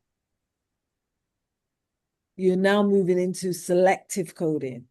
And this is where we identify a core category that connects the entire data set. All right. So in this case, the central process appears to be teacher-driven adaptation to institutional gaps during emergency online teaching. Okay. Or it could be just teacher-driven adaptation during emergency online teaching. All right. There's no 100% correct way to word it, but the meaning that's conveyed, I think, is similar, regardless of whether you, yeah. And from this, a tentative theoretical insight might emerge. Might be something like when institutional training and resources are insufficient during sudden educational disruptions, teachers engage in self-directed learning and peer support networks to mitigate disadvantages for vulnerable students, though this adaptation increases workload and institutional constraints. All right, so that's an emerging grounded theory. You then have to, of course, go on and analyze everything else before you can say, well, this theory holds water because you have the support and you can use the different quotes and so forth to support your theory. Okay. Okay. And of course, it'd be from more than one teacher. Yes, it would be more from more than one teacher. Yeah. Okay. All right. So now we're going to look at the thematic analysis framework. All right. And unlike the grounded theory, with thematic analysis, we're focusing on identifying patterns of meaning across the data rather than building a formal theory. And of course, we've not got more than one data set here for this example, but we're still going to use it. All right. So we start in a similar way by reading the transcript closely and generating initial code. So going through that familiarization stage again and generating your initial code. So you see thrust into online teaching unprepared, code as abrupt transition, panic in the initial stages, it's emotional response, learn Google Suite quickly, rapid skill acquisition, and so forth. All right. And you have the examples straight from the raw data, the quotations, right there supporting your initial code. So you know exactly where it's coming from. All right. Mhm. So that's pretty straightforward. Then as we continue coding, we begin to cluster similar codes together. And these clusters form themes. All right. So teachers were suddenly required to adapt to unfamiliar teaching environments, right? The online environments. And that theme is the emergency shift to online teaching, right? Teachers independently develop digital competencies, self-directed professional learning. Teachers were concerned about disadvantaged students falling further behind, equity and student advocacy. All right, so you're seeing we're getting similar-ish types of themes as we were with grounded theory. Right. But because grounded theory is about developing theory, we don't speak of it in the same way in terms of we're not building it out a thematic framework. Okay? So codes are related to the, sorry. After reviewing the data carefully, you identify, several key themes, all right? And they could be other, your wording and justification of your wording and explaining the theme is what's important, all right? So if you had, for instance, a theme here, let's say you had teacher initiative in learning technology, your description of that will be that teachers sought help or training in how to use the technology. They took the initiative to do so. Yeah, it was self-directed. Okay. Right. All right. And then your fourth step is the final thematic map. All right. So together, these themes capture the shared patterns in the teacher's experience of emergency online teaching in this example. All right. So the thematic analysis therefore helps us organize complex qualitative data into meaningful patterns without necessarily generating a formal theory. So the central theme here is navigating emergency online teaching, clearly, all right? And then there's supporting themes, sudden transition and emotional strain, teacher initiative in learning technology, commitment to protecting vulnerable students, digital access and skills barriers, pedagogical limitations of online learning. Yeah, so fairly straightforward. All right. So that's the final outcome. You will have to explain each of these themes. All right. So this is the overarching theme, and you explain each of these.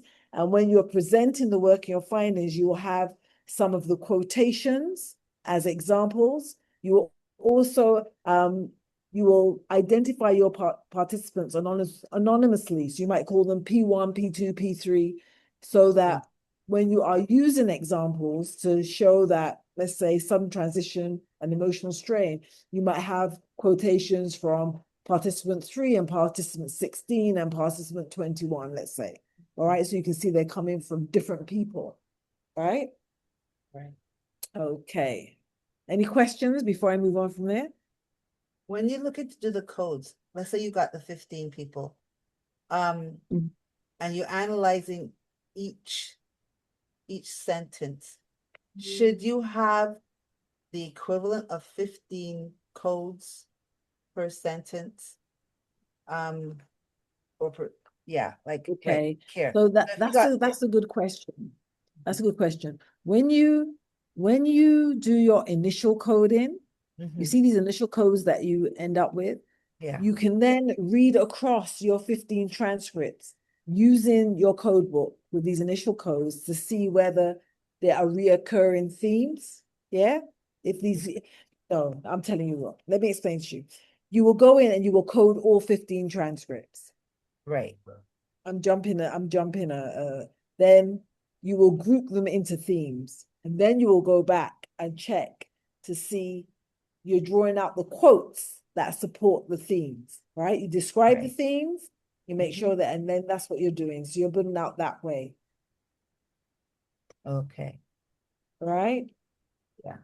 So you're establishing your initial code book, and then you're going across the cases, Okay. all right? You So don't have to you have repeat. to go through each of them before you're able to code. No, you can code as you go along. You can code as you Oh, go along, right? okay. Because don't forget, you when you then develop, as you code, you are going to come to a point where you reach saturation, where you're seeing Okay. the same codes being used again and again and again. Yes. So some of Okay. your codes will get eliminated. Ah. Yeah, let's say you end up with 60 codes. Mhm. 35 of them might get eliminated because 35 of them only appear once across the 15 scripts, Mm. right? Okay. But 25 are right there because they consistently appear across the majority of the scripts. So those would be the repeated ones or the repeated Yes, the the repeated repeated, themes. right? Because you're looking for the patterns. Yeah, Okay. Okay. yeah. Okay, do me a favor, go back that one slide to the This one actual here. codes again. Go back. Oh, to the codes, Yeah. All right, here. the initial Okay, great. codes. So let's say for the first paper, you get these. For the second paper you go through, thrust into online teaching unprepared is said in a slightly different way, but it's said again. Would I put in brackets next to the abrupt transition, two meaning that it's been said twice? Would I put it all on one table?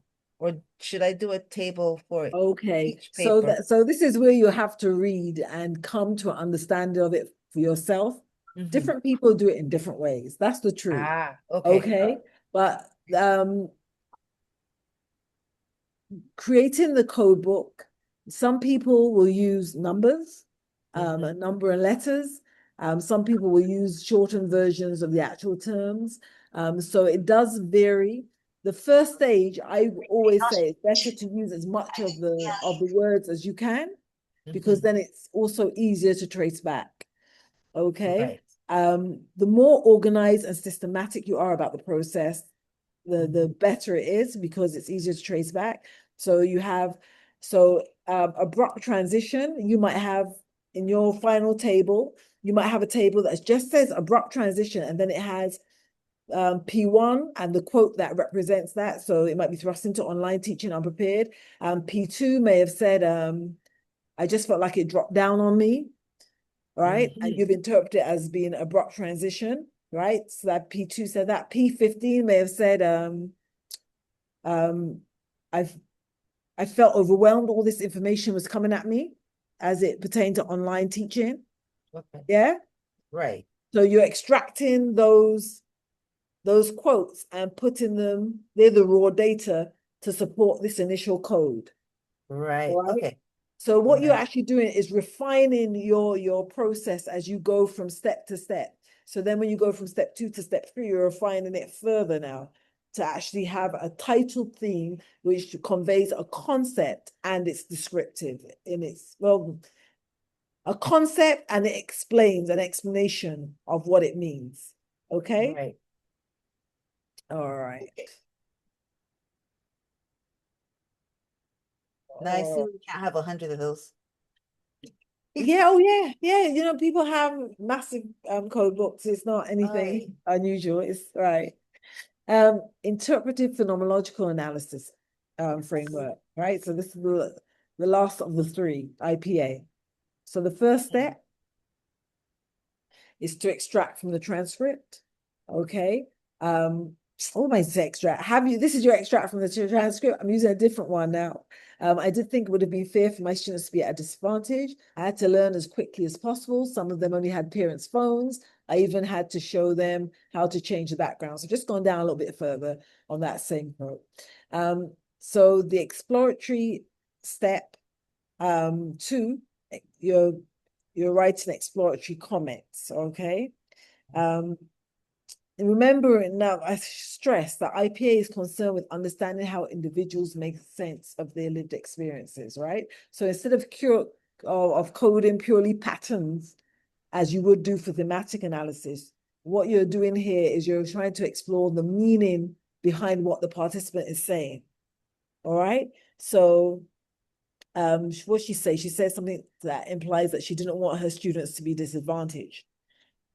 So in IPA, we begin by making exploratory comments on the transcript, all right? So for instance, a descriptive comment would be, the teacher expresses, concern for students' academic outcomes, all right? A linguistic comment would be the repeated use of disadvantage. If you look at the script, you'll see that she uses the word disadvantage, which suggests that she has a strong focus on equity, all right? And then the conceptual comment would be something like, the teacher may view their professional identity as protecting vulnerable students. And this is evident from how she has said what she has said. Yeah, the fact that she kept harping on about, not wanting to disadvantage students, those that have access to devices and those that don't, are not going to be able to move through their schoolwork as they, should be able to. And right, so that's where you pick up those elements from, that the teacher views, their professional identity as being one where they have the responsibility to advocate for vulnerable students. Yeah. Right. So you see the interpretation. You're trying to pick up on the underlying meaning from what they're saying and how they're saying it. So then from these comments, we then begin to identify emergent themes. All right. For example, teacher as protector of student, or teacher as advocate for disadvantaged students. Okay. Professional identity under pressure, or professional responsibility during crisis.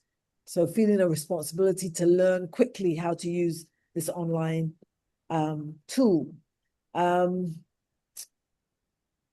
Moral commitment to equity, focusing on those students in the lower stream. Emotional labor of teaching online, the panic, the urgency, the stress, all right? The emotional pressure maybe that she felt to support students. Blurring of teaching roles, teaching both content and technology. Yeah, teaching if a subject's English or whatever, as well as having to teach them how to use Google Suite. Okay, so those are some of the emergent themes, but you have the evidence, all right? Either and, well, and, oh God, either as well as and in the form of direct quotations and your interpretations, okay? And then the fourth step, as we analyze more of the transcript, these themes can then be grouped into superordinate themes, all right? For example, ethical responsibility to students, all right? This theme captures the teacher's repeated concern about students being disadvantaged. Another superordinate theme might be navigating professional uncertainty. That would more reflect the teacher's experience of being suddenly required to teach online without adequate preparation. Yeah. So IPA therefore emphasizes the participant's subjective experience and meaning making, while also recognizing that the researcher is interpreting that experience. So rather than simply identifying patterns, IPA aims to understand how individuals interpret significant events in their professional lives or their personal lives, depending on whatever it is that you're studying, okay, or you're investigating. Any questions? Not right now. Not right now. So let's look at the key differences across now. the three methods, all right? You're seeing when it comes to analyzing the data. For grounded theory, the focus is very much on process and theory development. And the outcome is that you generate an explanatory theory about teacher adaptation. All right, in this example, for instance. For thematic analysis, the focus is on pattern identification across data. So this produces thematic structure of experiences. And then for IPA, your focus is on lived experience and meaning. And the outcome is deep interpretation of teacher identity and responsibility. Okay, so all three methods may start with the same transcript, but they produce different analytical outputs depending on the research aim. Okay. You sure no questions at this point? So what would you do if you misinterpret something Well, that someone said? when we looked earlier today, and we're looking at, the viability of our interpretations, we talked about the importance of doing things like member check-in. You remember Donna spoke about the example at the police station when you read the report? Yes. Right. So ideally, you want your participants to read the final report and verify that this is what they accurately actually said. represent what they were experiencing. Okay. Okay. So that's what you're doing this to help increase the validity of the process. All right. This diagram here illustrates the coding progression from raw data to codes to themes for Oh Lord. 3 different analytic approaches. Yeah, it's a little much. You won't appreciate it now. You'll probably appreciate it a year from now. Okay, so the raw data going in is I had to learn as quickly as possible. Some students did not have devices and I had to use parents' phones. Teaching time was shortened significantly. All right, so we have the grounded theory, the themes, you remember teacher adaptation, emergency transitions, seeking peer support, right? And then further broken down. Yeah, never mind some of the spelling errors, but you're getting the idea to try and give you an overall view of moving from those initial codes to categorical themes to coding themes, right? The thematic analysis, at the initial codes as it pertains to lack of devices, there was an emergency shift, there was digital inequality, pedagogical constraints, and you break that down, and IPA, you're now looking at the teacher's identity, what this meant to the teacher, the professional pressure, the adaptation responsibility, the ethical duty to students, the emotional strain. All right, so this quick and dirty diagram was really just you will never have to do this. I'm not going to give you an assignment where you have to look at the 3, but I want you to recognize the differences between the 3, the strengths between the 3, the weaknesses between the 3. Okay, so that when you're thinking about your research question, you do arrive at the best method to address your research. All right. The final slide, you'll be glad to know. Oh, my timing wasn't that bad. And don't even try to read this slide, really. But it's how to justify your choice of qualitative analytic method. Okay? Remember that it always starts with the research question. The method must fit what the study is trying to understand. So you ask yourself, am I exploring process, patterns, or lived experience? What is it that I'm looking at? All right. If you're using a mixed method study, you still need to ask yourself that for the qualitative phase of your study. All right. You then need to align your method with your analytic aim. So, if you're aiming to develop theory about a social process, what you're going to use? Social, that will more than likely be the The important part is develop theory. If you're Grounded. thank you, grounded, right? right. Thematic analysis is appropriate when the aim is to identify and interpret patterns of meaning across a data set. And then IPA is appropriate when the aim is to explore lived experiences, of individuals. Yes. So you want to make sense of significant experiences of individuals. Right. All right. So that you have to show philosophical coherence in your research as well. So the method should align with the study's epistemology and ontology. All right. So you find examiners often look for consistency between your research question, your methodology, your method of analysis, and your interpretation of findings. You'll see in books and you'll hear lecturers talk about all the time. Think of your research as having a thread, a common thread that runs through from the very beginning, from your lit review, right through to your conclusion. Right? Mm-hmm. So that's keeping it together. Everything is aligned as you move through that process. All right. If you went, and my analogies are terrible, I feel a need to share one. If you went to the doctor with a broken arm, you want to know, how can your arm get better? Right? That's your question. The doctor puts it in a sling, a cast, and then a sling, and tells you that you have to rest it, and the bone and whatever will mend itself back together, and you will be good, right? That's normally what happens. You know now, as a result of that, that if you go running about or knocking it all over the place, that it's not going to heal in the time that it would normally heal, the 6 weeks or whatever, right? But you might have a number of reasons for why you can't keep quiet and not do what the doctor said. This is as I'm going on thinking, no, this is not a good example. I get any concept. I might have ADHD and I can't sit for too long. Right. So you understand what I mean? It's all related. It's nothing. Your current experience of that broken arm is related to what got you there in the first place in terms of the original research question. Okay. Right. And you have to justify the sample and data type. All right. So grounded theory is usually suited to iterative sampling and process-focused interviews or observations.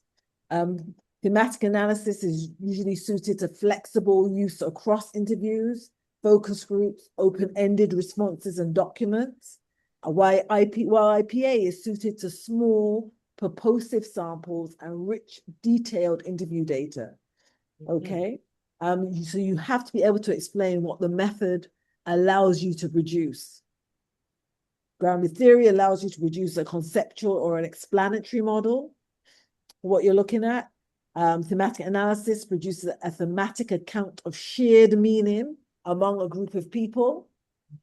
IPA produces an in-depth interpretive account of personal experience. Okay, and you should also acknowledge why alternative analytic approaches, alternatives to the one that you've chosen, wouldn't be acceptable. So you have to have a strong justification for why you didn't. If you say, let's say you decide that you're going to use IPA, you have to be able to justify why thematic analysis or grounded theory wouldn't have been suitable for your study. Right. Even if I'm telling you why I'm using IPA? Yeah, but I'm just. No, I understand, but no, yeah, but like you, I like to jump ahead of the game, and my head is already in the viva. And the viva, when the examiner says to you, okay, Mrs. Prosper Chase, I see you used IPA, but why didn't you use thematic analysis? Right? You should be able to say, well, thematic analysis wasn't selected because the study aimed not only to identify patterns, but to develop an explanatory account of the process and the lived experience of the individuals. Okay. And so that's why knowledge of everything is important, because you have to be able to speak on your feet and justify So whatever I it is don't that know you're is I doing. don't know is not a is not a is No, not that's a not response. acceptable. No, no, it's not acceptable. You have to know. So that's why, as much as I'm putting the slides up and I'll put, you have to read, you have to read, you have to read. And I will know when you're reading because you'll come and ask me questions that I can't answer, that I have to go back and check because but that's the truth. So you have to read, right? So don't think that you can get away with just following the slides, or you have to read, all right? In the same light, if you've done a study with thematic analysis and the exam asks you, well, why didn't you use IPA? You have to say, I didn't choose it because the study focused less on the individual lived experience, which IPA is, which is what you'd use IPA for, because you'd want that in-depth analysis. But my study was more on a shared themes across a group of teachers or a group of parents or whatever the case may be. Okay. And sometimes they will ask you questions like that just to see if you know Whether you know yourself. what you're talking about. Yeah. Yeah. Okay. Yeah. That's basically what it is, So a good methodological justification shows fit, coherence, and purpose. So fit with the research question, coherence with the study's philosophical stance, and purpose in relation to the intended analytic outcome. All right. So yeah, this is my final slide, which I will clean up and put properly on e-learning for you. But please do read. Even if you don't read pattern, please read Frost. Not please, I shouldn't be begging you. Read Frost. All right, so that you get a better understanding of Okay. Okay. And on that note, I've only got 1 minute over time. I'm going to give myself a pat on the back.